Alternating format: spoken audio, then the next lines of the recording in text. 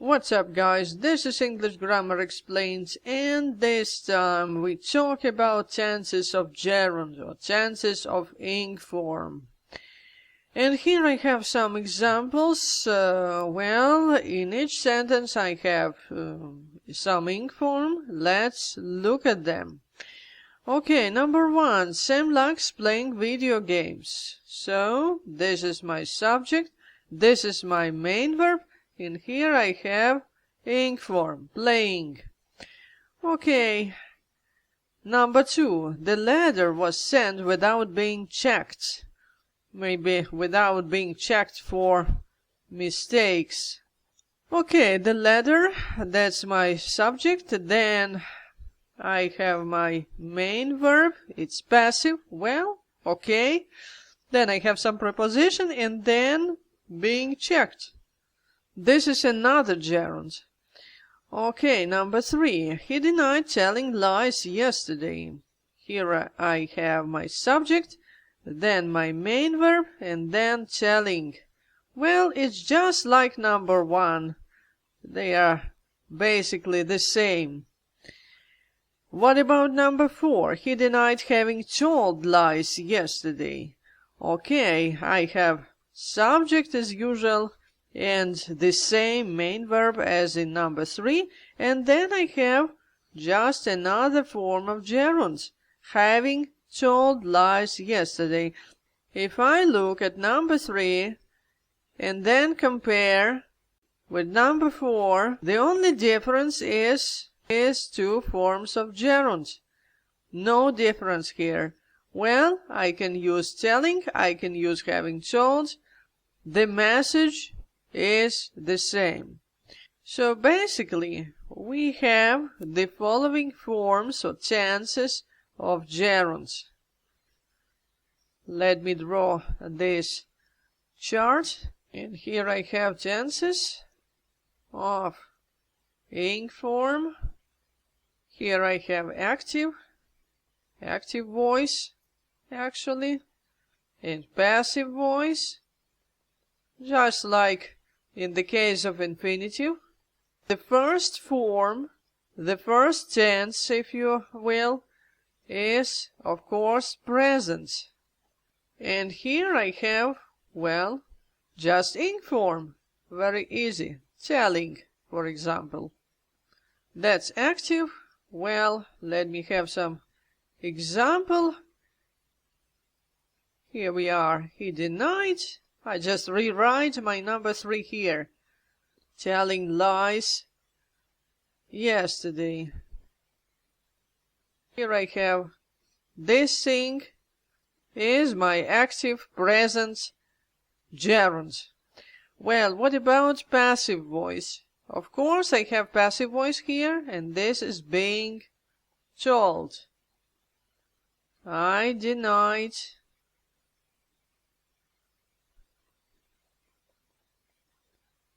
being told anything about it. Well, and here is my passive gerund or passive ing form, present passive.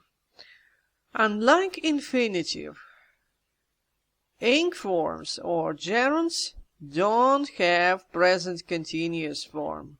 They just don't have it. So present continuous just doesn't exist here.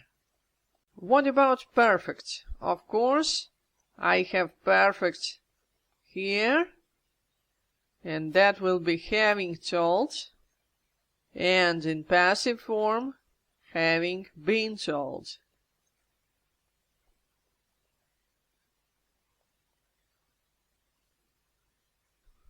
As for example,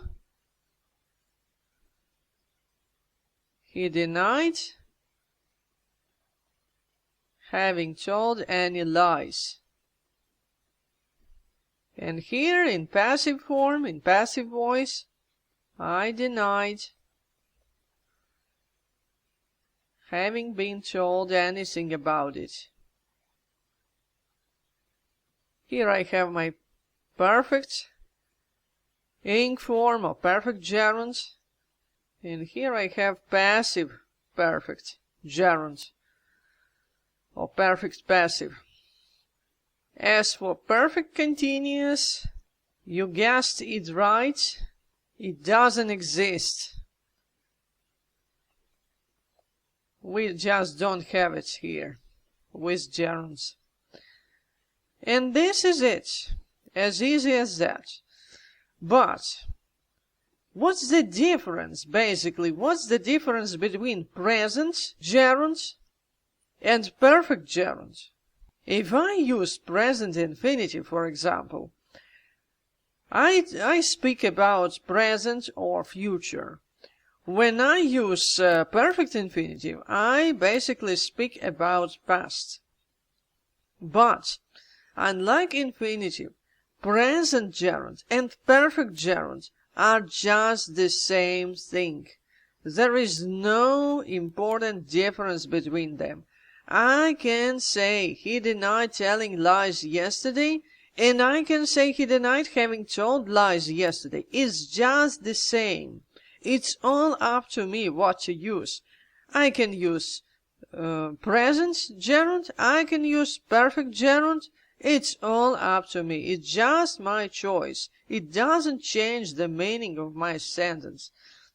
Of course, perfect is more about past, and present is more about present / future. But there are many cases when I can use both present and perfect, and my sentence doesn't change. The meaning doesn't basically change. So, as for my example here I can just throw away this yesterday and put dot here and put stop here.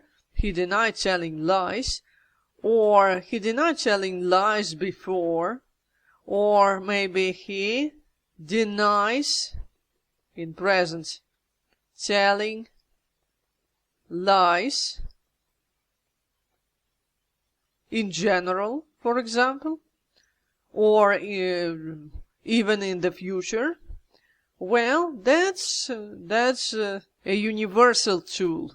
Using present gerund, you can speak just about anything and everything.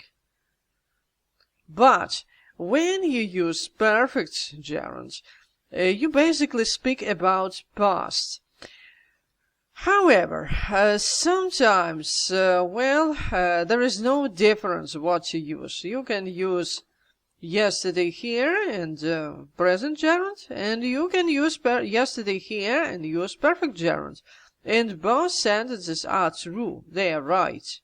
So if you want to emphasize that the event was in the past, well, you have to use perfect gerund, and that's it. Well, and it's all for now. Thanks for watching, and see you in the next